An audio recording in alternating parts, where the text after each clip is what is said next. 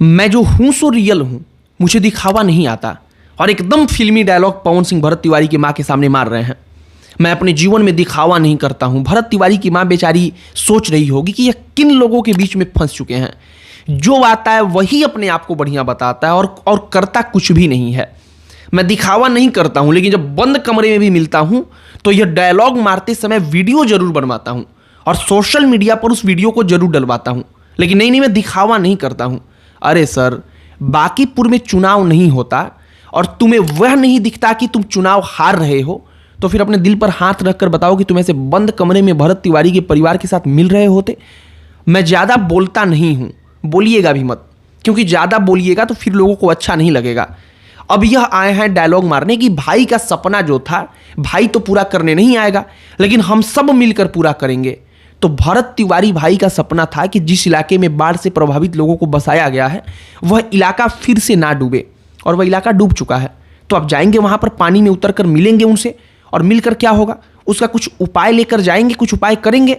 अगर इतने दिन तक आप नहीं मिल पाए तो फिर वोटिंग के 3 दिन पहले ही क्यों मिलना था। भरत तिवारी के परिवार को जाल में फंसा लिया गया है। कैसे फंसा लिया गया, इसकी पूरी कहानी आगे चर्चा करेंगे। लेकिन आगे बातचीत करने से पहले हमारा नमस्कार स्वीकार करिए। हमारा नाम मोहित कुमार सिंह है। सबसे पहले यह मनोज तिवारी अपने जाति का फायदा उठाकर भरत तिवारी के घर तक पहुंचते हैं।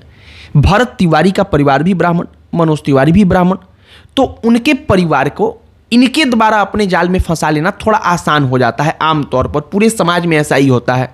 मान लीजिए कि हम जिस जाति से ताल्लुक़ रखते हैं उस जाति के नेता को हमारे घर तक पहुंच पाना ज़्यादा आसान होता है, और मनोज तिवारी को इसलिए आगे किया गया।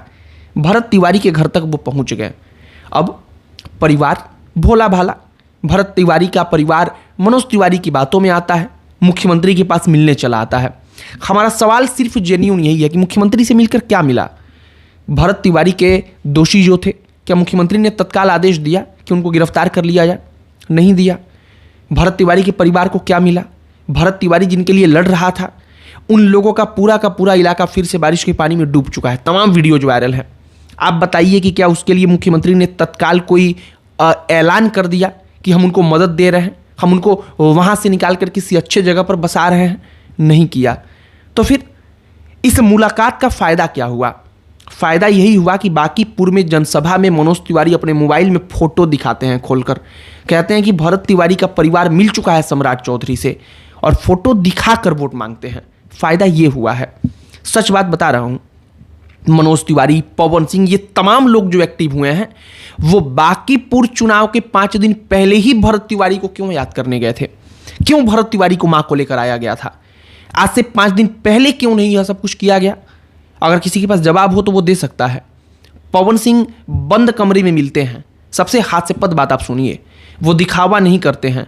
जो हूं सो मैं हूं, मैं तो रियल हूं। जो मंच पर डायलॉगबाजी चलता है वो डायलॉगबाजी वहां पर भी उनका चल रहा होता है। भरत तिवारी की मां बेचारी वहां पर सामने बैठी होती है, इनका डायलॉगबाजी एकदम फुल वे में एकदम शुरू होता है। लेकिन हमको दिक्कत इस बात से है कि अगर आप दिखावा ही नहीं करते तो पीछे से वीडियो बन रहा होता है। आपको नहीं दिख रहा होता कि वीडियो बन रहा है, आपके लोगों को नहीं दिख रहा था कि वीडियो बन रहा है। अगर दिख रहा था तो उसको रोक देते, कहते कि नहीं भाई ये तो हमारा पारिवारिक मामला है, हम अपनी माँ से ही बात कर रहे हैं, भरत तिवारी की माँ मेरी माँ है, अपनी माँ से बात कर रहे हैं, तुम वीडियो रिकॉर्ड क्यों कर रहे हो? उसको मना कर देते। नहीं, वीडियो रिकॉर्ड ही आपको करवाना था, वीडियो रिकॉर्ड ही करवा करके जनता के सामने दिखाना था। इसीलिए ये डायलॉगबाजी हुई, बंद कमरे में बिठाकर बातचीत हुई, वीडियो बना, वीडियो सोशल मीडिया पर वायरल हो गया। इसके बाद फिर बांकीपुर विधानसभा चुनाव खत्म होगा, इसके बाद कितने लोग वहां पर जाएंगे आप देखते रहिएगा, और जो जाएगा उसकी सूची बनाइएगा, और नहीं जाएगा उसके बारे में 6 महीने बाद सोचिएगा कि कौन कौन लोग थे जो बांकीपुर चुनाव के वक्त पर एक्टिव हो गए थे और अचानक जब चुनाव खत्म हुआ तब भरत तिवारी के परिवार को भूल गए। मैं लिख करके देता हूं कि भरत तिवारी का परिवार जैसे पहले था वैसे ही आगे भी रहेगा, कोई मदद करने नहीं जाएगा। सिर्फ 2 दिन की बात है, 2 दिन की कहानी है, क्योंकि बांकीपुर में उपचुनाव है, और इस उपचुनाव में भारतीय जनता पार्टी को ऐसा लगने लगा है कि चुनाव हाथ से निकल रहा है। यह सच बात मैं बता रहा हूं। मनोज तिवारी, जब भरत तिवारी के साथ सब कुछ हुआ तो उस वक्त पर उनके घर क्यों नहीं गए? क्यों नहीं लेकर के आए मुख्यमंत्री तक? मुख्यमंत्री ने क्यों नहीं ऐलान किया उस वक्त पर कि जो भी आरोपी हैं उनको तत्काल गिरफ्तार किया जाएगा? वो उन्होंने नहीं किया। इस बार भी मुख्यमंत्री ने कोई ऐलान नहीं किया, सिर्फ मुलाकात हुई। हाथ आगे ऐसे करके फोटो कैप्चर हुआ और वो फोटो सोशल मीडिया पर आ गया। फोटो दिखा करके मनोज तिवारी जनसभाओं में लोगों का इमोशंस अपनी तरफ कर रहे हैं और इसके नाम पर ये लोग कह रहे हैं कि भरत तिवारी के परिवार के लिए भी हम काम कर रहे हैं।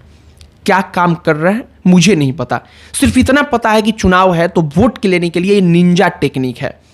पवन सिंह बंद कमरे में जब मिल रहे होते हैं, सिर्फ पवन सिंह ही वहां पर बोल रहे होते हैं।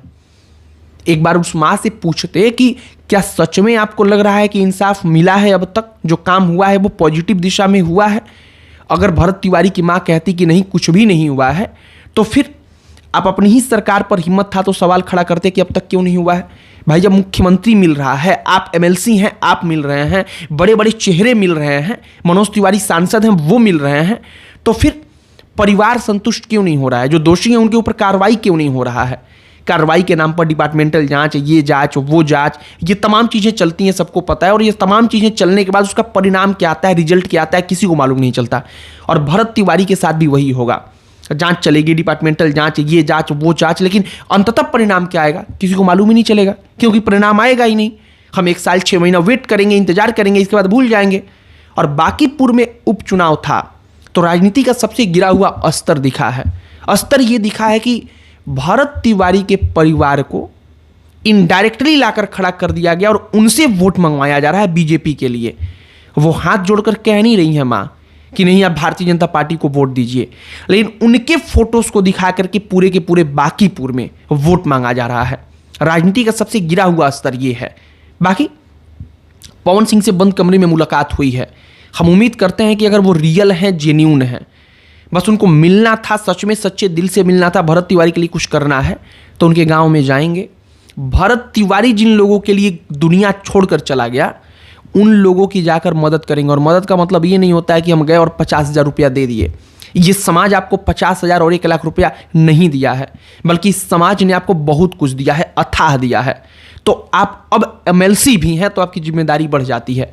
आप सरकार के ऊपर प्रेशर बनाइए, आप बोलिए, आप बोलेंगे तो प्रेशर बढ़ेगा और प्रेशर बढ़वा कर जाइए, वहाँ पर उन लोगों के लिए काम कराइए। पूरा का पूरा इलाका जो अभी पानी में डूब चुका है, उस इलाके के ऊपर काम कराइए। बिहार में कोई भी इलाका अगर पानी से डूब रहा है उसके बारे में बोलिए, उस पर काम करवाइए, तब माना जाएगा कि हाँ भरत तिवारी के बारे में सच में आप जेन्यून थे। नहीं तो बंद कमरे में वीडियो बनवाने के लिए कोई कुछ भी बोल सकता है। बाकी मनोज तिवारी जी से उम्मीद जीरो है। जीरो मतलब जीरो। मनोज तिवारी जी व्यक्तिगत फायदे के लिए, पार्टी के फायदे के लिए, पार्टी कोई असाइनमेंट देती है तो उसे पूरा करने के लिए किसी हद तक जा सकते हैं। मैंने ऐसा महसूस किया है और इस बार भरत तिवारी के परिवार के साथ भी मनोज तिवारी ने एकदम वही किया है। बाकी हमने पूरी कहानी बताने का प्रयास किया, जो असल कहानी थी, जेन्यून कहानी थी, रियल कहानी थी। आपकी इस पर क्या प्रतिक्रिया है कमेंट बॉक्स में लिखकर बताइएगा। इस वीडियो को यहीं पर समाप्त करते हैं। अन्य कोई टॉपिक जिस पर आप चाहते हो कि हम वीडियो बनाएं, चर्चा करें, बातचीत करें, उसे कमेंट बॉक्स में लिखकर बताइएगा। हमारा पूरा प्रयास होगा कि उस पर भी चर्चा जरूर करें। बाकी इस वीडियो को यहीं पर समाप्त करते हैं। अंत में हमारा परिचय, हमारा नाम मोहित कुमार सिंह है। बहुत बहुत धन्यवाद।